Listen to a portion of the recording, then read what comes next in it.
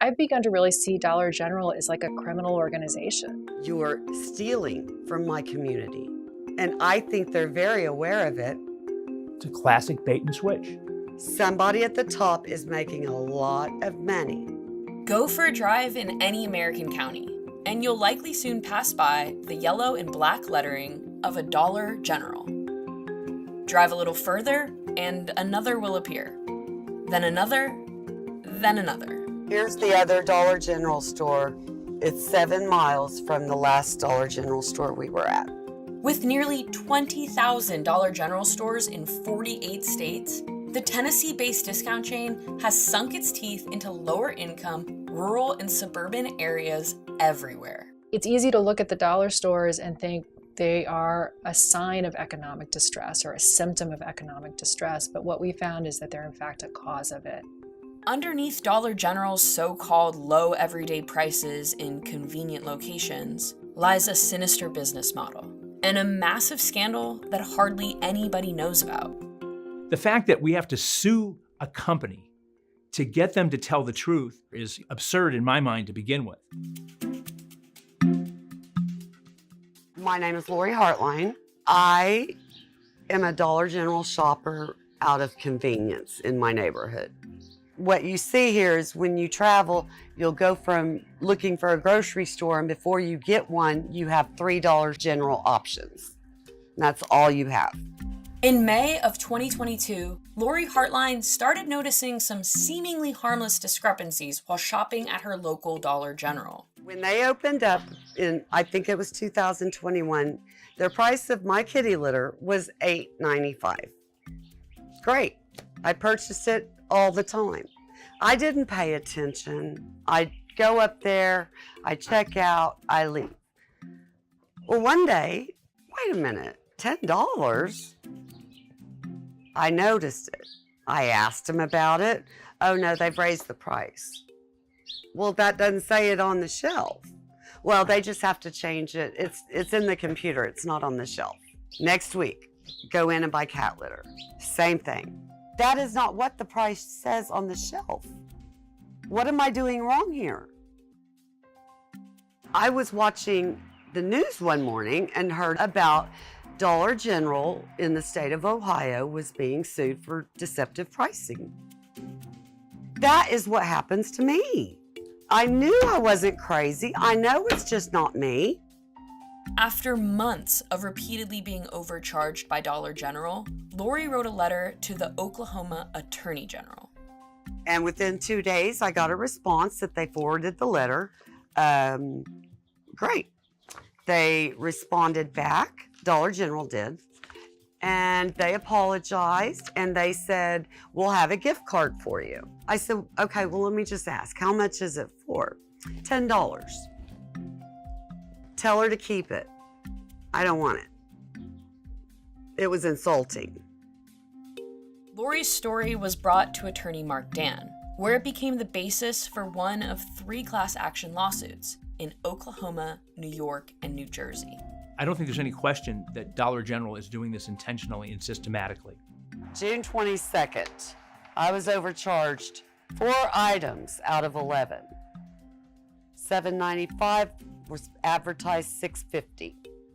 If you tell me one thing and then charge me something else, in almost every jurisdiction in America, that would be theft by deception. Corporations, as we now know from the U.S. Supreme Court, are people, and people need to follow the law. Dollar General's deceptive business practices run deeper than most realize, according to Stacy Mitchell, a researcher at the Institute for Local Self-Reliance. I think what they're looking for is places that have been, that lack, economic and political power, places that they can push around.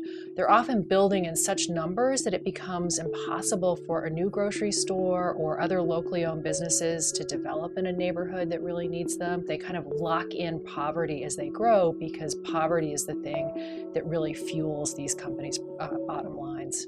So we have the poorest people in the country going to a store that's deceiving them about the price that they're charging for the goods, in a situation where they have very few other realistic choices. I think it's about as exploitive a business plan as I've ever seen. Almost every county in America and every state has a system for making sure that people who run cash registers do so honestly. Price verification is when we see that a product is listed for $2.99, take it up to the register, scan it, make sure it's ringing up as $2.99. We do a random sample of products that we pull. We're used to seeing 1 or 2 failures, getting it corrected, and feeling confident. Unfortunately, in Dollar General's case, it was large and continuous. The scale or the concern was over 80% of the stores that we checked were failing and failing repetitively, and really no acknowledgement or desire to correct that failure. Despite being cited repeatedly, Dollar General neglected to correct the problem, prompting the Ohio Attorney General to file litigation against the store. One unique component in our conversation was the recognition of how Dollar General staffs or short staff were receiving no guidance, and were just kind of keeping the place open as best they could, not really necessarily aware of the price verification challenge, their duty and responsibility under Ohio law, and then opportunities to correct it. If you have designed a business where you are deliberately understaffing your stores, you're deliberately cutting costs, you're going to end up having these kinds of, widespread mistakes in pricing. I mean, that's just the reality of you are not actually providing enough labor to comply with the law and make sure that people are getting charged what the price actually is. They have decided that they can make more profit by violating all of these laws, by understaffing, by cutting corners. And right now, the fines that are associated with doing that are simply a cost of doing business. They are too low to make a difference and to stop this organization from behaving this way. Dollar General has been fined over $20 million by states and the federal government since 2017. But those fines, which pale in comparison to the amount Dollar General has siphoned from communities, have done little to change the company's behavior. There are 19,000 stores. There are literally millions of transactions a day, millions of items sold a day in Dollar General stores. And even if at 10% of the time they're stealing 10 cents on 10% of the items that are sold, we're talking about hundreds of millions of dollars going into the pockets of Dollar General shareholders and out of the pockets of the poorest people in America. If you're a systematic violator of laws as a company, what's the deeper way that we can go after you? At some point, you've got to be shut down if you can't reform your behavior, because clearly this one-off approach that we're using is not working. And I think that it's time for Dollar General to pay the price civilly, to pay the customers for what they've stolen from them, to change their business practices for how they go forward in the future. And I don't think it's far-fetched at all to think that the corporate executives who hatched this scheme ought to be prosecuted. They can build this little metal building in a week, maybe 2 max, and everybody's getting ripped off every day. It's only a quarter here. It's a dime here. It's 35 cents here.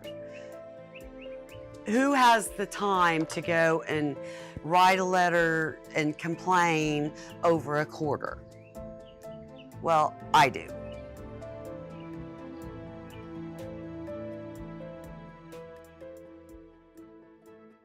Thanks for watching. We hope you liked this video. To see more stories like this one, be sure to subscribe to our channel for more Perfect Union. And if there's a story you think we should investigate, let us know in the comments below.